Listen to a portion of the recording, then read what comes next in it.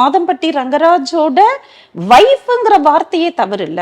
Already அவருக்கு கல்யாணம் ஆயிருக்குல்ல. அப்ப இவங்க வைஃப்னா ஸ்ருதி யாரு?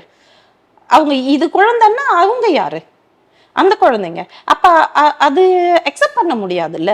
நீங்க என்ன பண்ணிருக்கலாம்னா, நாங்க ஒரு லிவ்இன்ல இருந்தோம். இல்ல என்ன கல்யாணம் பண்ணிக்கிறேன்னு சொல்லி அவரு ஒரு ஒரு இது எனக்கு குடுத்திருந்தாரு. கன்ஃபர்மேஷன் குடுத்திருந்தாரு. அத பேஸ் பண்ணி நாங்க ஒரு ரிலேஷன்ஷிப்ல இருந்தோம். இன்னைக்கு நான் பிரெக்னன்ட் ஆயிட்டேன். இந்த டைம்ல என்ன விட்டுட்டு போயிட்டாருன்னு கூட நீங்க கம்ப்ளைண்ட் பண்ணலாம். தப்பு கிடையாது. ஆக்சுவலி அதுவுமே நீங்க பண்ணக்கூடாது. ஏன் பண்ணக்கூடாது அப்படின்னா, ஒரு கல்யாணமாகி இது எல்லாருக்கும் தெரிஞ்ச விஷயம்தான். ஒரு கல்யாணமாகி 2 குழந்தைங்க இருக்கிற இடத்துல நீ இன்னொரு மனைவி அப்படிங்கிற ஸ்தானத்துக்கு நீ போனதே தவறு. மீன்ஸ் ஜாய் கிறிசல்டா போனதே தவறு. அத வந்து